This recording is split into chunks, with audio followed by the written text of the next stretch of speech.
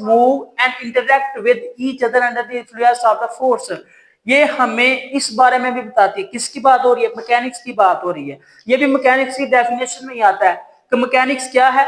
Mechanics आप लोगों को ऑब्जेक्ट के ऊपर लगने वाली फोर्स, उस फोर्स की वजह से जो उसमें होने वाली चेंजिंग है वो, और उसके मुख्तलिफ ऑब्जेक्ट्स के पहलुओं के मुताला करने में, मदद करने में हेल्पफुल होता है, वो आपके पास क्या कहलाता है? वो आपके पास मैकेनिक्स कहलाता है। Get it? थर्ड वाली पोजीशन है इसकी, mechanics can be broadly categorised. आपके पास जो मैकेनिक्स की शाख है उसको हम लोगों ने क्या किया, वो मेन दो ब्रांचेस में कन्वर्ट कर दिया हुआ है, मेन दो ब्रांचेस में कैरेक्टराइज कर दिया हुआ है। सबसे पहली जो उसकी ब्रांच है, जो सबसे बड़ी ब्रांच समझी जाती है, वो है क्लासिकल मैकेनिक्स। क्या है? Classical.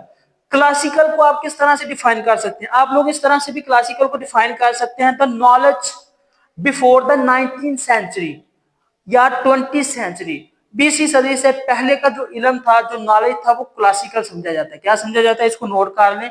The knowledge before 20th century is known as classical। 20वीं सदी से पहले का जो आपके पास इल्म तजर्बात है, जितनी भी ऑब्जर्वेशंस हैं, उसको हम लोग क्लासिकल कहते हैं। क्लासिकल, ठीक है। और जो क्लासिकल की बेस रखी थी वो आपके पास सर आइजैक न्यूटन ने रखी थी। इसके बाद अगर आप लोग कहें कि the knowledge after the 20th century, यानी 20वीं सदी के बाद का जो आपके पास इल्म है, या 20वीं सदी के बाद का जो आपके पास नॉलेज है, उसकी बात करें तो वो आपके पास था आइंस्टाइन का। इसलिए हम लोग कभी कभी ये भी कहते हैं कि न्यूटन की फिजिक्स कौन सी है और आइंस्टाइन की फिजिक्स कौन सी है, ठीक है ना।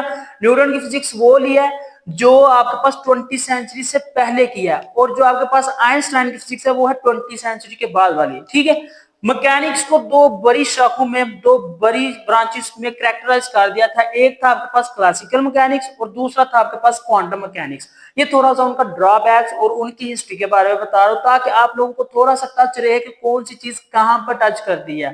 क्लासिकल मैकेनिक्स में क्या है? It is also known as the Newton mechanics. ठीक हो गया। मैंने आप लोगों को पहले बता दिया कि जो 20वीं सदी से पहले की फिजिक्स है ना, उसको हम लोग न्यूटन की फिजिक्स कहते हैं, यानी क्लासिकल फिजिक्स। और जो आपके पास क्वांटम है या न्यू फिजिक्स है, ठीक है ना, उसको हम लोग आइंस्टाइन फिजिक्स कहते हैं। और उसमें हमारे पास बहुत से ऐसे साइंटिस्ट भी हैं जिन्होंने बहुत ही मुफीद और अकलीदी किरदार अदा किया है। सबसे पहले क्या है? It also known as the Newton's mechanics. ये आपके पास न्यूटन की फिजिक्स कहलाती है, न्यूटन की मैकेनिक्स